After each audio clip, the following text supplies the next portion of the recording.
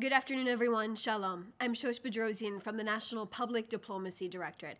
I'll be taking a few questions after a couple of brief points to share with you today. Just make sure you put your questions in the chat of the Zoom with your name and your outlet.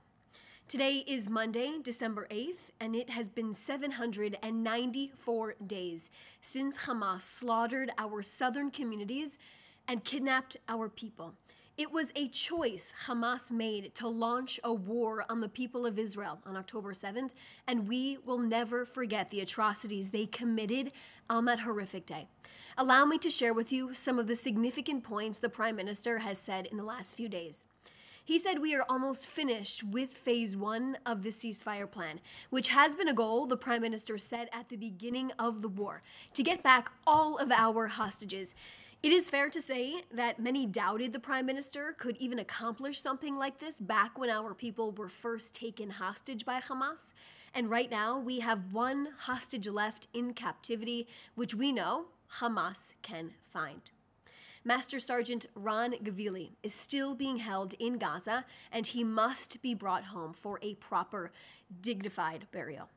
Prime Minister Netanyahu is frequently in touch with his family and is determined to help them close this horrific, this painful two-year circle they have been forced into. The Prime Minister said that once phase one is completed, phase two will begin, which he noted comes with equal difficulty. Now, phase two will disarm Hamas and demilitarize Gaza, a crucial step outlined in the 20-point plan that Israel remains committed to. The Prime Minister has made it very, very clear. This phase of the plan can happen either the easy way or it can happen the hard way. But there will be an end to Hamas's rule inside of the Gaza Strip and a different future for the Palestinian people and the future of security for the State of Israel as well.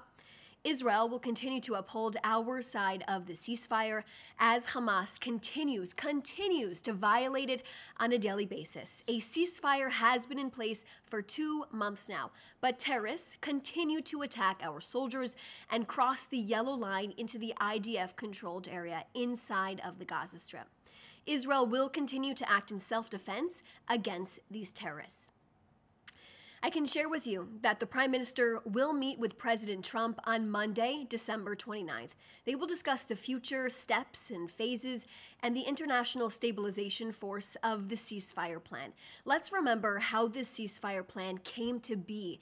With the military pressure Prime Minister Netanyahu put on Hamas while our troops entered their stronghold of Gaza City and the diplomatic pressure President Trump put on Hamas. This is why we are here. We cannot forget how we got here. The third phase of this plan will be focused on the de-radicalization of the Gaza Strip. It's something the Prime Minister discussed in detail with the German Chancellor on Sunday in their highly successful and positive meeting here in Jerusalem. Now, the two world leaders had an open and honest conversation about the close cooperation Germany and Israel have together. In particular, the Arrow 3 missile defense system being deployed in Germany. In fact, it is more than just a defense system. It declares that Israel's expertise protects Europe as well. Now, despite international turbulence, Israel continues to uphold these types of crucial relationships. The Prime Minister and the Chancellor also discussed the defense cooperation between our two countries and the advanced economies both countries also continue to maintain. Now, next, I can share with you that Prime Minister Netanyahu met this afternoon with the U.S. Ambassador to the UN, Mike Waltz, here in Jerusalem. Their meeting was also attended by the Deputy National Security Council Chief and the Israeli Ambassador to the UN, Dani Danon, and U.S. Ambassador to Israel, Mike Huckabee. Israel thanked the United States for their strong and steadfast alliance and partnership. The relationship is stronger than ever and grounded in shared values and an uncompromising pursuit of both security and peace for our countries and for the entire free world. Both sides committed to enhancing their collaboration at the United Nations to maximize their effectiveness, and the Israeli team shared with Ambassador Waltz that Israel did not appreciate the latest comments made by Ambassador Tom Barrack in Doha yesterday. I'll now take a few questions.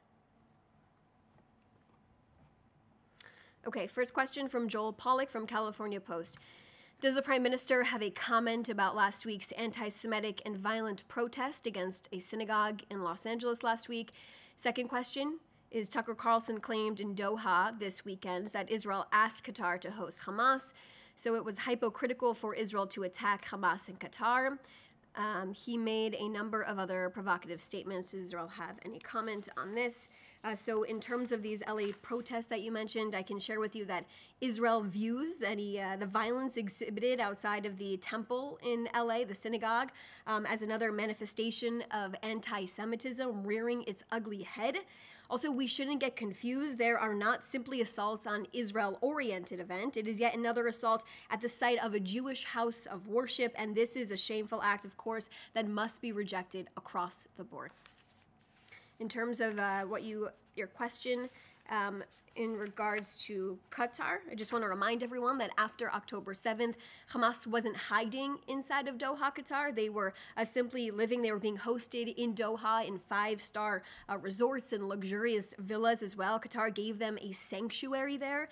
And of course, like I said, just reiterates my statement on that, Joel.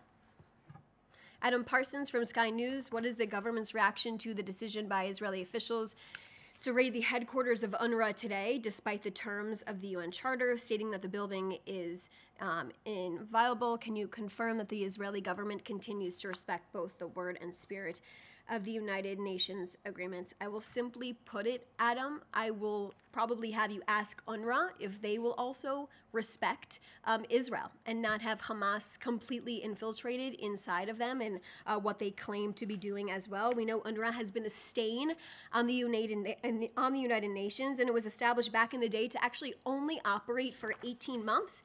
It's now existed for more than 75 years. And instead of solving a temporary issue, it's perpetuated the problem. And now the growing number of refugee status of Palestinians is extremely high. Remember, the number of Palestinian refugees went from 700,000 in 1950 to 5.5 million people today. UNRWA has proven its enormous failures, and it's time for it to be dismantled, and it's time for the world to recognize that, including journalists as well. UNRWA continues to claim there's also not enough humanitarian aid going inside of the Gaza Strip. If you look at the facts, there are hundreds of trucks entering Gaza on a daily basis. There are thousands of trucks entering Gaza on a weekly basis. The aid is entering Gaza freely and without the help from UN agencies that terrorists have embedded themselves into. Like I said, these trucks are entering weekly, daily. However, organizations without terror operatives have stepped up and have actually helped overtaken UNRWA's operations and are sending in thousands of trucks in coordination with Israel. Prime Minister Netanyahu has made it clear that UNRWA is not part of the solution. They are part of the problem. There is a direct connection between UNRWA and Hamas inside of the Gaza Strip, with nearly every terrorist that crossed into Israeli territory to commit genocidal acts against our people on October 7th were in fact an UNRWA school graduate. Listen to what I just said. Nearly every single terrorist that crossed the border on October 7th was an UNRWA school graduate. Not only that, Israeli intelligence identified that at least 18 UNRWA employees actively participated in the October 7th massacre. Also, our findings, our intelligence points to the fact that 12% of UNRWA employees in Gaza are members of Hamas or other terror factions and designated terror organizations as well.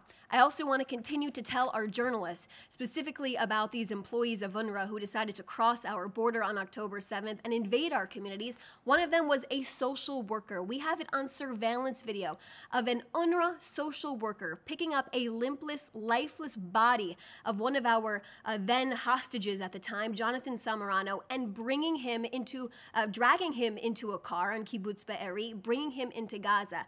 An UNRWA social worker, this is a person who works with this apparent refugee organization, a social worker picking up a dead body and then bringing it into Gaza to be held as a hostage for almost 2 years? Let's talk about that. And also, I expect journalists to report on UNRWA, and specifically the Hamas infiltration as well. Okay, so this is from Matthew Duran from ABC Australia. Can Can the Israeli government comment on reports that anti-Hamas militia members are surrendering to Hamas in Gaza following the killing of Yasser Abu Shabab, the leader of the Israeli-backed Popular Forces? Is the Israeli government concerned this could further destabilize Gaza and force Israel to rethink its policy of supporting these groups? We've answered these questions in the past. Can you confirm Israeli support for the Popular Forces? Just answer that question, Steve. Japanese TV is Prime Minister Netanyahu will meet with Egyptian President Sisi in the United States. I can't comment on his schedule at this point in time, but I shared with you the information that I could. Okay, thank you so much, everyone, for joining us. I appreciate your time. If you have any other questions, please feel free to reach out to us.